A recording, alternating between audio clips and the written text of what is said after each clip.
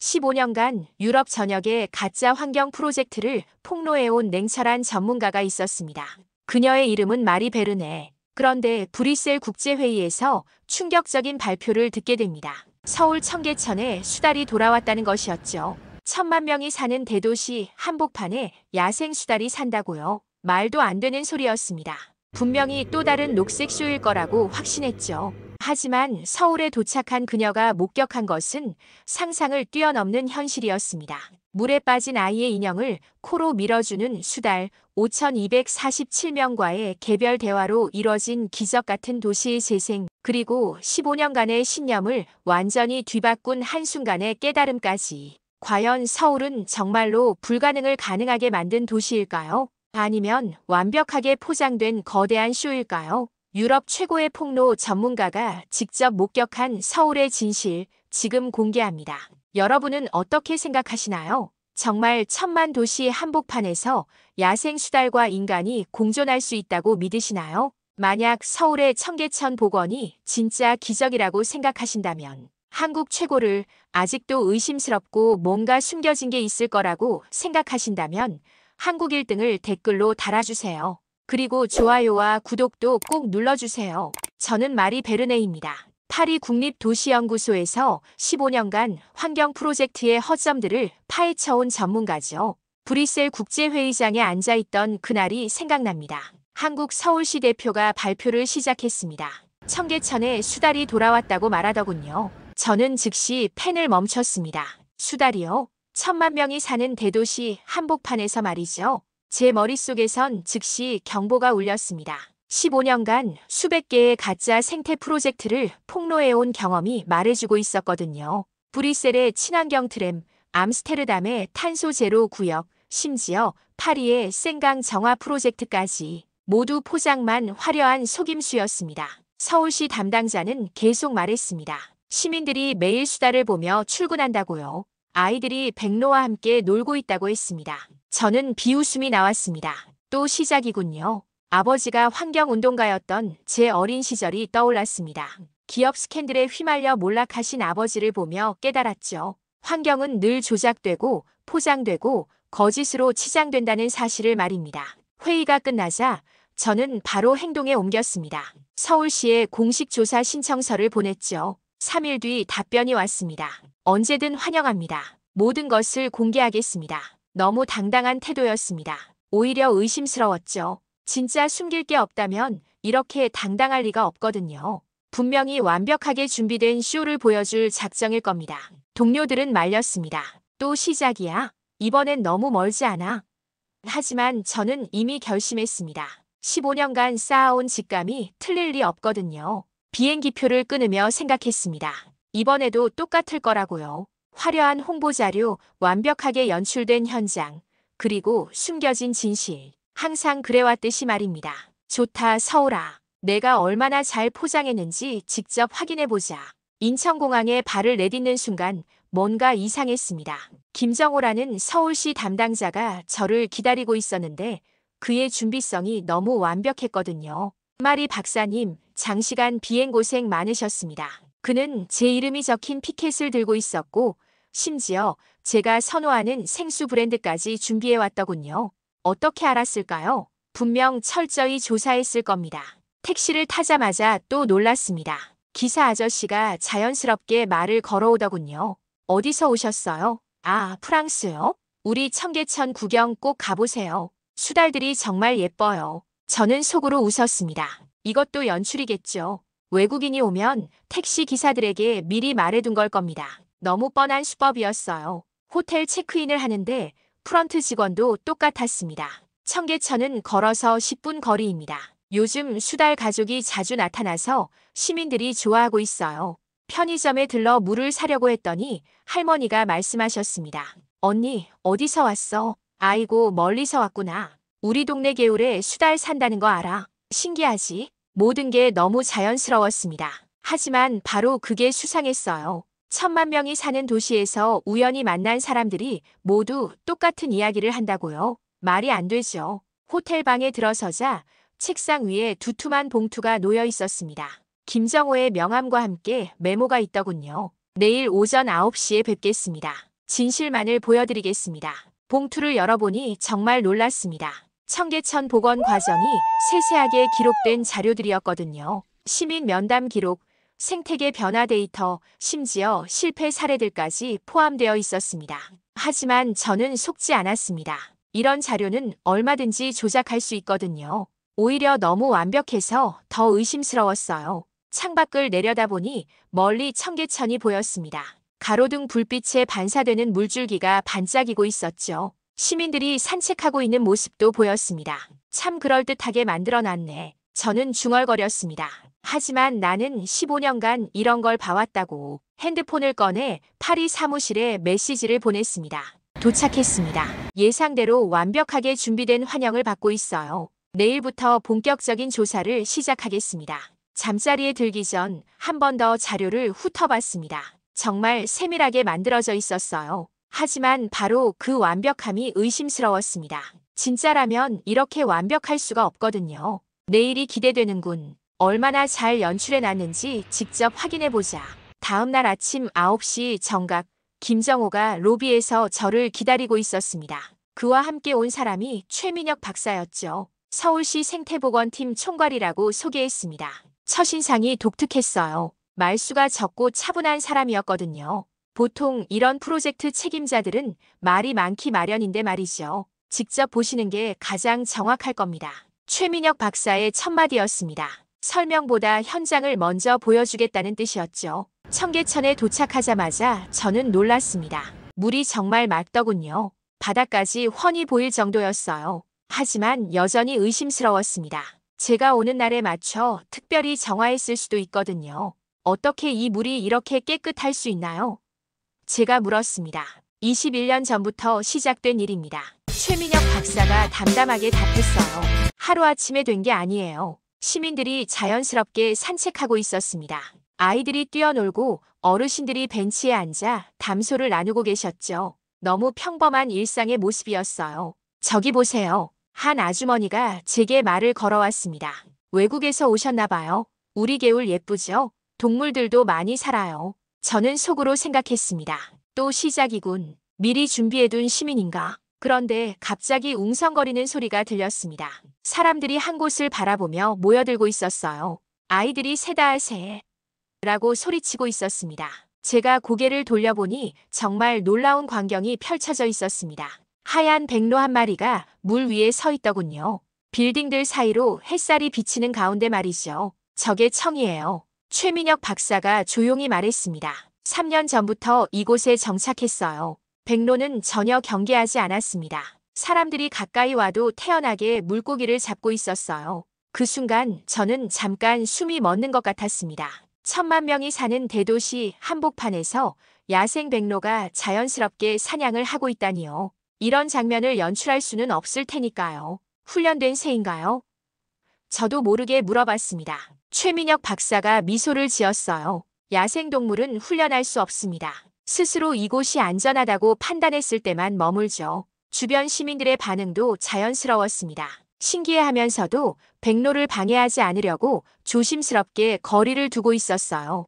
아이들도 큰 소리를 내지 않고 있었습니다. 매일 이런가요? 제가 물었습니다. 거의 매일 나타나요. 한 할아버지가 대답해 주셨어요. 우리 동네 마스코트 같은 존재죠. 저는 혼란스러웠습니다. 이 모든 게 연출이라면 너무 정교하고 자연스러웠거든요. 하지만 진짜라면 제가 지금까지 믿어온 모든 것들이 흔들리는 거였어요. 백로가 물고기를 잡아 올리는 순간 주변에서 박수 소리가 터져 나왔습니다. 아이들이 환호성을 지르며 기뻐했어요. 그 장면을 보며 저는 생각했습니다. 설마 이것까지 연출일까? 불가능하다. 하지만 그렇다면 다음날 아침 9시 정각 김정호가 로비에서 저를 기다리고 있었습니다. 그와 함께 온 사람이 최민혁 박사였죠. 서울시 생태보건팀 총괄이라고 소개했습니다. 첫인상이 독특했어요. 말수가 적고 차분한 사람이었거든요. 보통 이런 프로젝트 책임자들은 말이 많기 마련인데 말이죠. 직접 보시는 게 가장 정확할 겁니다. 최민혁 박사의 첫마디였습니다. 설명보다 현장을 먼저 보여주겠다는 뜻이었죠. 청계천에 도착하자마자 저는 놀랐습니다. 물이 정말 맑더군요. 바닥까지 훤히 보일 정도였어요. 하지만 여전히 의심스러웠습니다. 제가 오는 날에 맞춰 특별히 정화했을 수도 있거든요. 어떻게 이 물이 이렇게 깨끗할 수 있나요? 제가 물었습니다. 21년 전부터 시작된 일입니다. 최민혁 박사가 담담하게 답했어요. 하루아침에 된 게 아니에요. 시민들이 자연스럽게 산책하고 있었습니다. 아이들이 뛰어놀고 어르신들이 벤치에 앉아 담소를 나누고 계셨죠. 너무 평범한 일상의 모습이었어요. 저기 보세요. 한 아주머니가 제게 말을 걸어왔습니다. 외국에서 오셨나 봐요. 우리 개울 예쁘죠? 동물들도 많이 살아요. 저는 속으로 생각했습니다. 또 시작이군. 미리 준비해둔 시민인가? 그런데 갑자기 웅성거리는 소리가 들렸습니다. 사람들이 한 곳을 바라보며 모여들고 있었어요. 아이들이 새다 라고 소리치고 있었습니다. 제가 고개를 돌려보니 정말 놀라운 광경이 펼쳐져 있었습니다. 하얀 백로 한 마리가 물 위에 서 있더군요. 빌딩들 사이로 햇살이 비치는 가운데 말이죠. 저게 청이에요. 최민혁 박사가 조용히 말했습니다. 3년 전부터 이곳에 정착했어요. 백로는 전혀 경계하지 않았습니다. 사람들이 가까이 와도 태연하게 물고기를 잡고 있었어요. 그 순간 저는 잠깐 숨이 멎는 것 같았습니다. 1,000만 명이 사는 대도시 한복판에서 야생 백로가 자연스럽게 사냥을 하고 있다니요. 이런 장면을 연출할 수는 없을 테니까요. 훈련된 새인가요? 저도 모르게 물어봤습니다. 최민혁 박사가 미소를 지었어요. 야생동물은 훈련할 수 없습니다. 스스로 이곳이 안전하다고 판단했을 때만 머물죠. 주변 시민들의 반응도 자연스러웠습니다. 신기해하면서도 백로를 방해하지 않으려고 조심스럽게 거리를 두고 있었어요. 아이들도 큰 소리를 내지 않고 있었습니다. 매일 이런가요? 제가 물었습니다. 거의 매일 나타나요. 한 할아버지가 대답해 주셨어요. 우리 동네 마스코트 같은 존재죠. 저는 혼란스러웠습니다. 이 모든 게 연출이라면 너무 정교하고 자연스러웠거든요. 하지만 진짜라면 제가 지금까지 믿어온 모든 것들이 흔들리는 거였어요. 백로가 물고기를 잡아 올리는 순간 주변에서 박수 소리가 터져 나왔습니다. 아이들이 환호성을 지르며 기뻐했어요. 그 장면을 보며 저는 생각했습니다. 설마 이것까지 연출일까? 불가능하다. 하지만 그렇다면 해가 지기 시작할 무렵 최민혁 박사가 제안했습니다. 이 시간이 가장 좋아요. 수달들이 나타날 확률이 높거든요. 저는 여전히 회의적이었습니다. 정말 나타날까요? 너무 우연의 일치 같은데요. 자연은 시간표가 있어요. 최민혁 박사가 조용히 말했습니다. 우리가 맞춰야 하는 거죠. 청계천 주변에 시민들이 하나둘 모여들기 시작했습니다.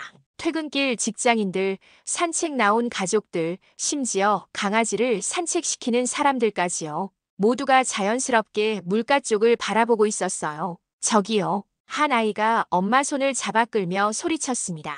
수달 나올 것 같은데요. 그 순간이었습니다. 물속에서 뭔가 움직이는 것이 보였어요. 처음엔 물고기인 줄 알았는데 점점 수면 가까이 올라오더군요. 그리고 드디어 나타났습니다. 작고 동그란 머리가 물 위로 쏙 나왔어요. 호기심 가득한 검은 눈동자로 주변을 둘러보고 있었습니다. 수달이다.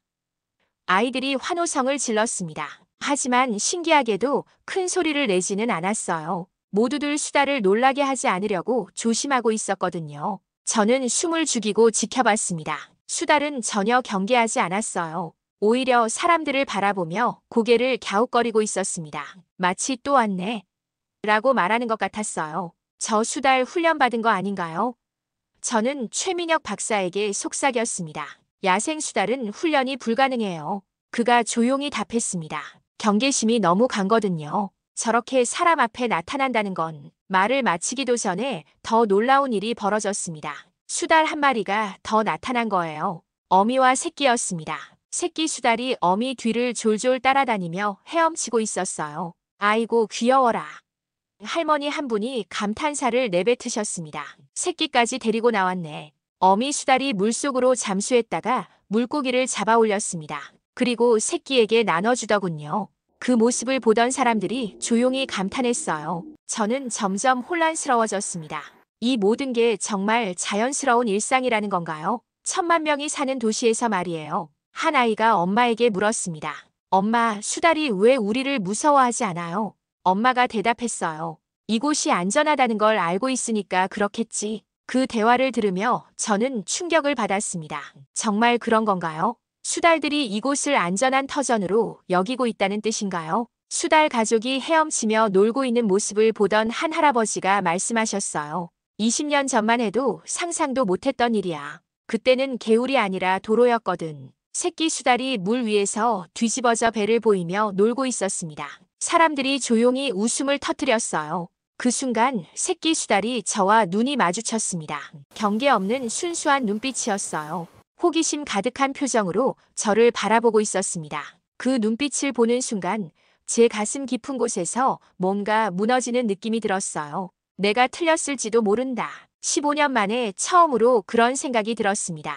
그 다음 날 오후 청계천에서 평생 잊을 수 없는 장면을 목격했습니다. 5살 정도로 보이는 손녀와 할아버지가 다리 위에 서 있었어요. 손녀가 소중히 껴안고 있던 작은 인형이 바람에 날려 물에 떨어졌습니다. 할아버지, 콩순이가. 아이가 울음을 터뜨렸어요. 할아버지가 아이를 달래며 말씀하셨습니다. 괜찮다, 우리 예슬아. 할아버지가 건져줄게. 하지만 인형은 물살에 떠밀려 점점 멀어져 가고 있었어요. 할아버지가 물에 들어가려고 하시는데 다리가 불편하신 것 같았습니다. 그때였습니다. 물속에서 익숙한 그림자가 나타났어요. 수달이었습니다. 어제 봤던 바로 그 어미 수달 말이죠. 수달은 물에 떠있는 인형 쪽으로 헤엄쳐 갔습니다. 그리고 놀라운 일이 벌어졌어요. 인형을 코로 밀어서 다리 쪽으로 천천히 밀어주기 시작한 거예요. 어머, 저것 봐. 주변 사람들이 하나둘 모여들었습니다. 저는 믿을 수 없었습니다. 수달이 정말 인형을 밀어주고 있는 거예요. 마치 아이의 마음을 이해하는 것처럼 말이죠. 할아버지, 수달이 콩순이를 도와주고 있어요. 아이가 눈물을 뚝 그치며 소리쳤습니다. 할아버지가 긴 막대기로 인형을 건져 올리셨어요. 물에 젖긴 했지만 다행히 떠내려가지 않았죠. 수달 덕분이었습니다. 고마워, 수달아. 아이가 손을 흔들며 말했어요. 신기하게도 수달은 그 자리에 그대로 있으면서 아이를 바라보고 있었습니다. 마치 아이가 기뻐하는 모습을 보고 싶어하는 것 같았어요. 주변에 있던 시민들이 조용히 박수를 쳤습니다. 감동적인 순간이었거든요. 저도 모르게 눈시울이 뜨거워졌어요. 엄마가 수달에게 부탁한 것 같아요. 아이가 할아버지에게 말했습니다. 하늘에서 지켜보고 계시잖아요. 그 순간 저는 완전히 무너졌습니다. 눈물이 주르륵 흘러내렸어요. 15년간 쌓아온 냉소와 불신이 한순간에 무너지는 느낌이었습니다.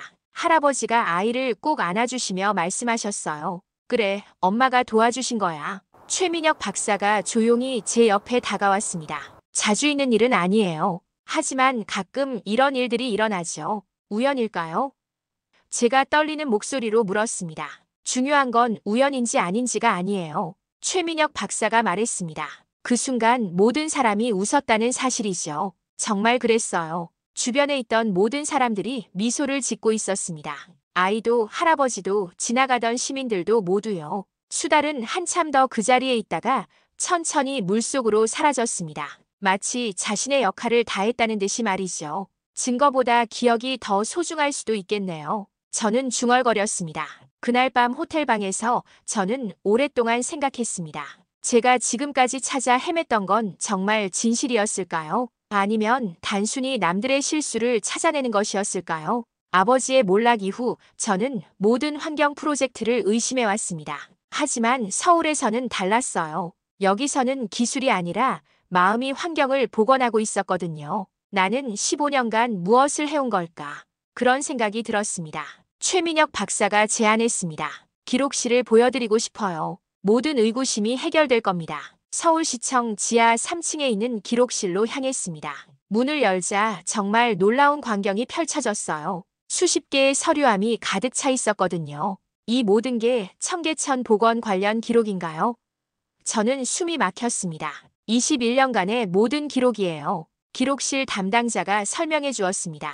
시민 한 분 한 분과의 대화까지 다 기록되어 있어요. 한 서류함을 열어보니 손글씨로 빽빽하게 쓰인 기록들이 나왔습니다. 김순자 할머니, 75세, 철거 반대 이후 돌아가신 남편과의 추억이 담긴 곳이라고 적혀 있었어요. 5,247명입니다. 최민혁 박사가 말했습니다. 청계천 복원 과정에서 만난 모든 시민들의 수예요. 저는 다른 기록들도 뒤적여봤습니다. 모든 기록이 개별적이었어요. 획일적인 보상이 아니라 각각의 사정에 맞춘 해결책들이 적혀 있었습니다. 이분은 어떻게 됐나요? 저는 한 기록을 가리키며 물었습니다. 박철수 씨요. 지금도 가끔 오세요. 담당자가 웃으며 말했습니다. 처음엔 가장 강하게 반대하셨는데 지금은 청계천 자원봉사자예요. 정말 믿기 어려웠습니다.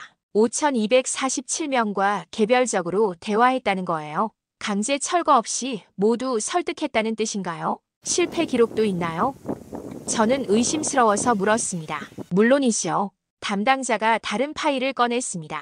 처음 3년은 정말 힘들었어요. 매일 항의를 받았거든요. 기록을 보니 정말 생생했어요. 오늘도 김영애 씨가 울면서 항의하셨음. 담당자 이지은 주임도 같이 울었음. 이런 기록까지 남겨둔다고요? 실수와 눈물까지 기록한 행정 시스템이 있다니요. 이 모든 기록이 진짜인가요?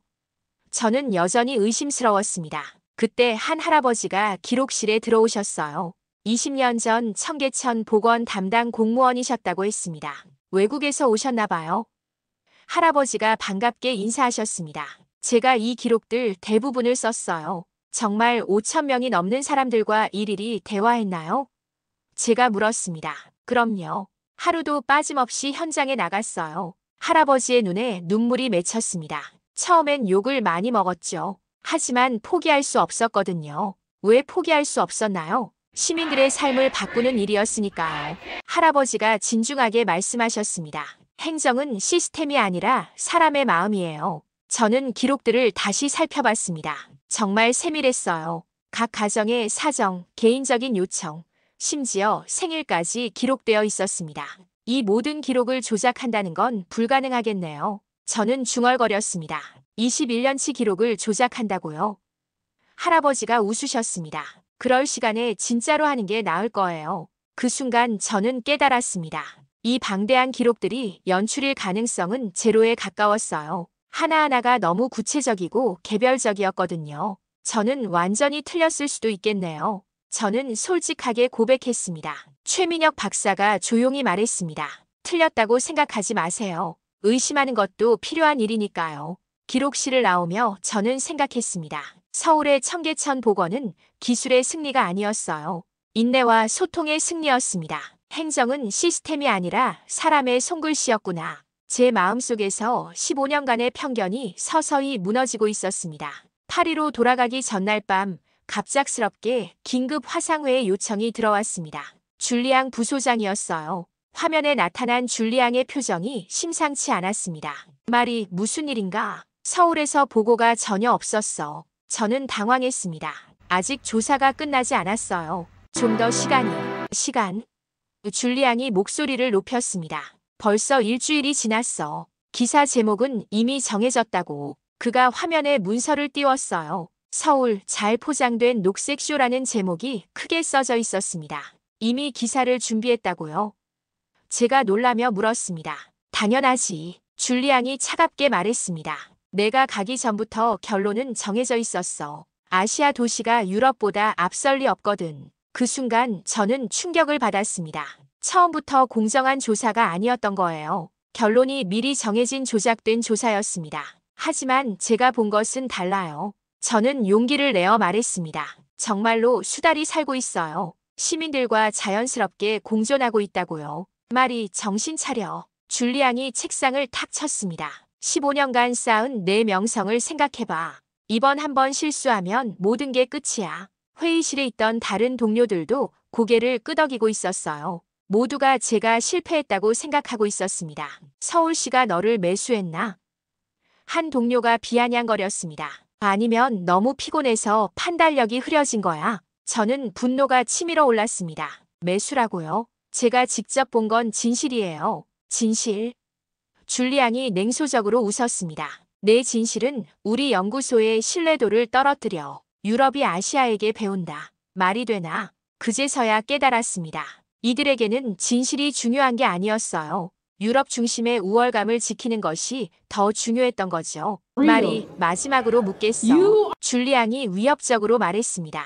기사를 그대로 낼 건가 아니면 커리어를 포기할 건가? 저는 심장이 두근거렸습니다. 15년간 쌓아온 모든 것을 잃을 수도 있는 순간이었어요. 하지만 지난 일주일간 본 것들이 떠올랐습니다. 인형을 밀어준 수달의 눈빛, 5,247명의 손글씨 기록들, 시민들의 자연스러운 미소, 그리고 청이의 당당한 사냥 모습까지. 아니요. 저는 단호하게 말했습니다. 기사를 낼 수 없어요. 뭐라고? 줄리앙이 벌떡 일어났습니다. 제가 본 것은 진실이에요. 저는 떨리는 목소리로 계속했습니다. 서울의 청계천은 쇼가 아니라 기적이었어요. 너 정말 미쳤구나. 줄리앙이 소리쳤습니다.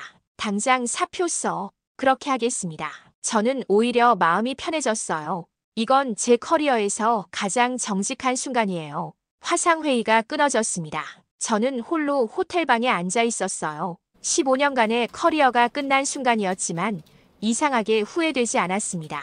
오히려 해방감이 들었어요. 진실보다 조직의 이익을 선택하라고 강요받던 삶에서 벗어난 기분이었습니다. 창밖으로 청계천이 보였습니다. 야간 조명에 비친 물줄기가 반짝이고 있었어요. 내일이면 떠나야 하지만 이곳에서 배운 건 평생 잊지 못할 것 같았습니다. 6개월 뒤 브뤼셀 국제회의장이 다시 저를 맞이했습니다. 하지만 이번엔 완전히 다른 모습으로 서 있었어요. 제 손에는 서울, 생명이 숨쉬는 곳이라는 제목의 보고서가 들려 있었습니다. 파리 연구소에서 쫓겨난 뒤 혼자 힘으로 완성한 연구였죠. 이번 대상 수상자는 마리 베르네 박사입니다. 사회자의 목소리가 울려 퍼졌습니다. 객석에서 박수가 터져 나왔어요. 유럽 각국의 도시계획 전문가들이 일어서서 박수를 치고 있었습니다. 그 중에는 줄리앙의 모습도 보였어요. 그는 복잡한 표정을 짓고 있었습니다. 감사합니다. 저는 마이크 앞에 섰습니다. 하지만 이 상은 제 것이 아니에요. 서울 시민들의 것입니다. 발표를 시작했습니다. 21년 전 서울에는 콘크리트 도로가 있었습니다. 지금은 수달이 삽니다. 이것이 바로 진정한 도시 재생입니다. 객석에서 중얼거리는 소리가 들렸어요. 여전히 의구심을 갖는 사람들이 많았거든요. 의심하시는 분들이 계시겠죠. 저는 솔직하게 말했습니다. 저도 그랬으니까요. 하지만 직접 가보세요. 여러분의 눈으로 확인하세요. 화면에 청계천의 영상이 나왔습니다. 수달이 헤엄치는 모습, 백로가 사냥하는 장면, 시민들이 자연스럽게 산책하는 모습들이었어요. 이것은 기술의 승리가 아닙니다. 저는 목소리에 힘을 주어 말했습니다. 인내와 소통의 승리예요. 5,247명과의 개별 대화가 만든 기적입니다. 객석이 조용해졌어요. 모든 사람들이 진지하게 듣고 있었습니다. 발표가 끝나자 질문이 쏟아졌습니다. 정말 강제 철거가 없었나요? 어떻게 모든 시민을 설득했죠? 유지 비용은 얼마나 들까요? 모든 질문에 성실히 답했습니다. 서울에서 배운 모든 것을 나누고 싶었거든요.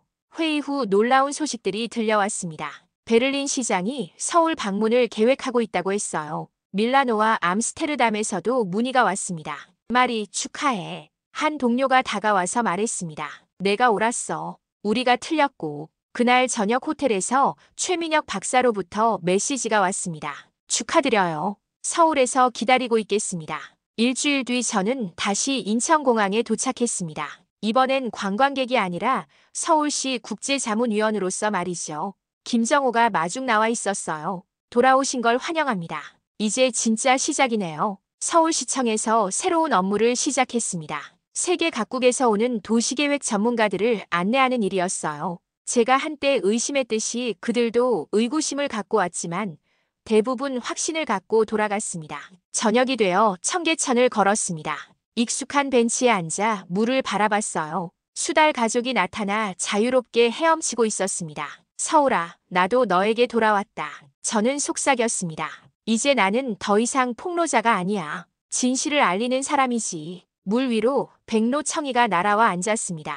마치 잘 돌아왔어라고 인사하는 것 같았어요. 그때 제 옆으로 한 아이가 뛰어왔습니다. 아줌마, 수달 봤어요. 오늘도 나왔어요. 저는 미소를 지으며 답했습니다. 응, 봤어. 정말 예쁘더라. 15년간 의심하며 살았던 제가 이제는 희망을 전하는 사람이 되었습니다. 서울이 저를 바꿨고 이제 저는 세상을 바꾸고 있었습니다. 지금까지 15년간 환경 프로젝트를 의심해온 전문가가 서울에서 겪은 놀라운 변화를 함께 보셨습니다. 때로는 우리의 편견이 진실을 가릴 수도 있다는 걸 깨닫게 되는 이야기였죠. 서울의 청계천처럼 불가능해 보이는 일들도 시민들의 마음과 행정의 인내가 만나면 기적이 될 수 있습니다. 여러분도 오늘 이 영상을 보시고 조금이라도 감동받으셨다면 좋아요 버튼을 눌러주시고 구독과 알림 설정까지 해주시면 더욱 감사하겠습니다. 다음에도 더 좋은 이야기로 찾아뵙겠습니다. 감사합니다.